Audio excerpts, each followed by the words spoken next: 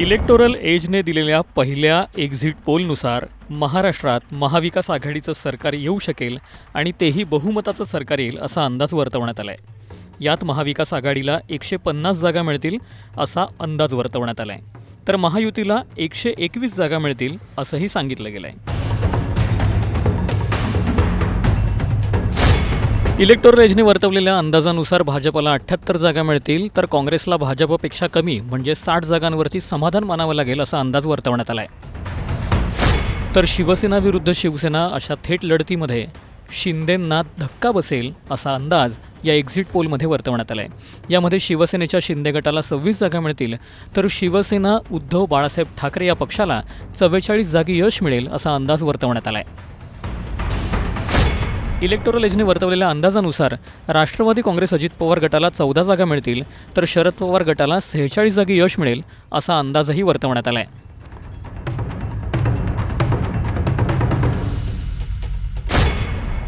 Pole डायरीने वर्तवलेला exit पोलचा अंदाज हा महाराष्ट्रातील मतदारांनाही आश्चर्यचकित करणार आहे असं बोललं जात आहे, कारण या अंदाजानुसार महायुतीचं बहुमताचं सरकार महाराष्ट्रामध्ये पुन्हा एकदा येऊ शकतं असं सांगितलं जात आहे।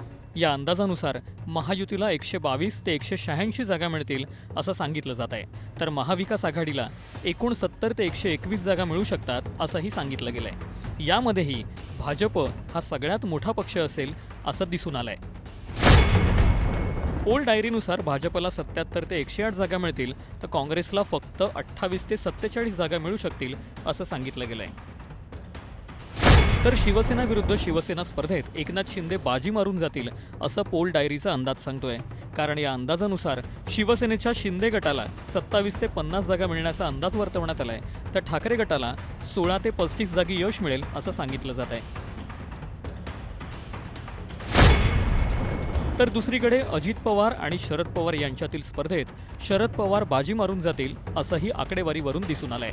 पोल डायरीने वर्तवलेल्या अंदाजानुसार अजित पवारांना 18 ते 28 जागांवरती यश मिळेल, तर शरद पवारांना 25 ते 39 जागांवरती यश मिळू शकतं असा अंदाज वर्तवला गेलाय। तर इतर छोटे पक्ष आणि अपक्ष पकडून 12 ते 29 आमदारही निवडून येऊ शकतात असाही अंदाज वर्तवण्यात आलाय। पोल डायरीने वर्तवलेल्या एक्झिट पोलनुसार मनसेचं नेमकं काय होईल हा अंदाज मात्र काय होता हे कळू शकलेलं नाही। मेट्रिक्सने वर्तवलेल्या अंदाजानुसार महाराष्ट्रात पुन्हा एकदा महायुतीचं बहुमताचं सरकार येईल असं सांगितलं जात आहे।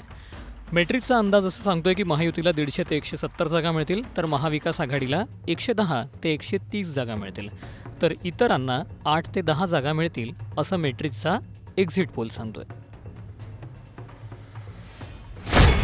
मेट्रिक्सच्याच अंदाजानुसार भाजपला 89 ते 101 जागा मिळतील, तर काँग्रेसला 39 ते 47 जागा मिळतील असा अंदाज वर्तवला जातोय।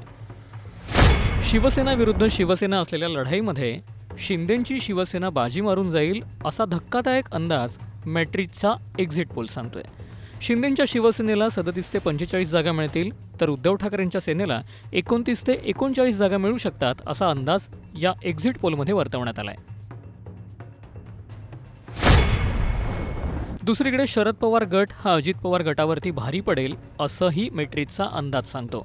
शरद पवार गटाला 35 ते 43 जागा मिळतील, तर अजित पवारांना 17 ते 26 जागांवरच समाधान मानावं लागेल असं हा एक्झिट पोल सांगतोय। दरम्यान इतर छोटे मोठे पक्ष आणि अपक्ष यांना 8 ते 10 जागा मिळू शकतात असाही अंदाज या मेट्रिक्सच्या एक्झिट पोलमधून वर्तवण्यात आलाय। मात्र मनसेचं नेमकं काय होईल याची काही ठोस आकडेवारी या पोलमध्ये देण्यात आलेली नाही।